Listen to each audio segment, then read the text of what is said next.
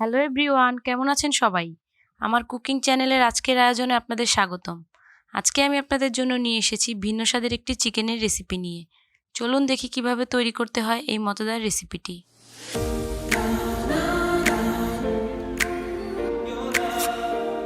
প্রথমে একটি বাটিতে নিয়ে নিয়েছি মুরগির মাংস।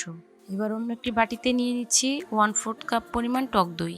দিয়ে দিচ্ছি 1 চা চামচ পরিমাণ লবণ। এরপর দিয়ে দিচ্ছি 1 টেবিল চামচ পরিমাণ আদা রসুন বাটা, 1 চা চামচ পরিমাণ হলুদের গুঁড়া, 1 চা চামচ পরিমাণ মরিচের গুঁড়া, 1 চা চামচ পরিমাণ কালো গোলমরিচের গুঁড়া, আর দিয়ে দিচ্ছি 1.5 চা চামচ পরিমাণ সয়া সস। এখন সবগুলো উপকরণ ভালোভাবে মিশিয়ে নিচ্ছি।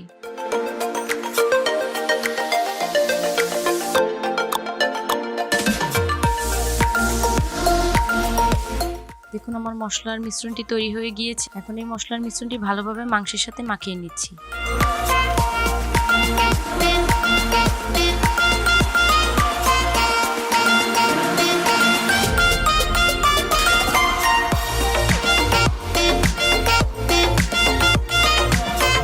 মাখানো হয়ে গিয়েছে। এখন আমি এটিকে 30 মিনিটের জন্য ম্যারিনেট করে রেখে দিব।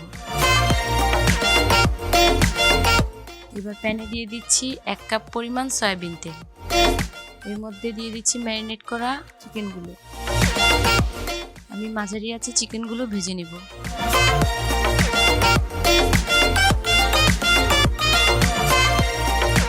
দেখুন চিকেনগুলো ভাজা হয়ে গিয়েছে। এখন আমি এগুলোকে একটি বাটিতে তুলে নিচ্ছি।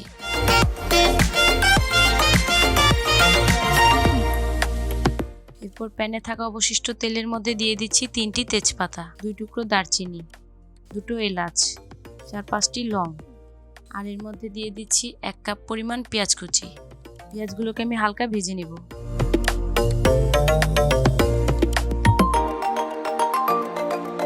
দেখুন পেঁয়াজগুলো ব্রাউন কালার হয়ে গিয়েছে। এখন আমি এর মধ্যে দিয়ে দিচ্ছি 1 টেবিল চামচ পরিমাণ কাঁচামরিচ বাটা। এর মধ্যে দিয়ে দিচ্ছি 1 টেবিল চামচ পরিমাণ আদা বাটা, দিয়ে দিচ্ছি 1.5 টেবিল চামচ পরিমাণ রসুন বাটা,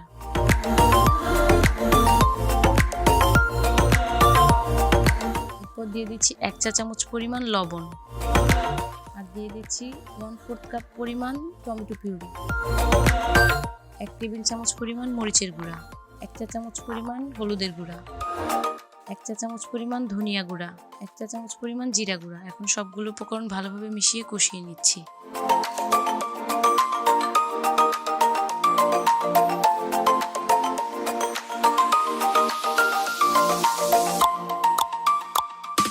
এর মধ্যে দিয়ে দিচ্ছি 1 চা চামচ পরিমাণ গরম মশলার গুঁড়া।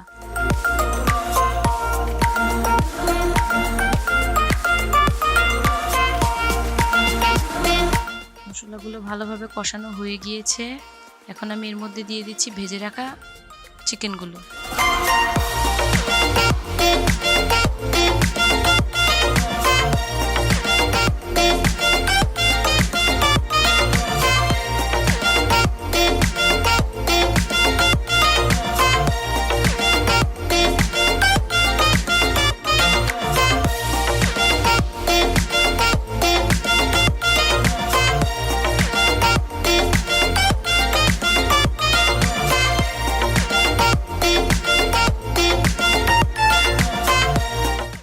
এর মধ্যে দিয়ে দিচ্ছি 2 কাপ পরিমাণ দুধ।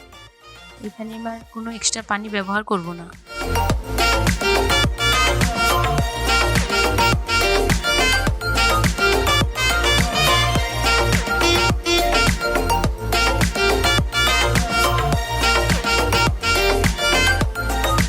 এরপর এর মধ্যে দিয়ে দিচ্ছি 2 টেবিল চামচ পরিমাণ কাজু বাদাম বাটা।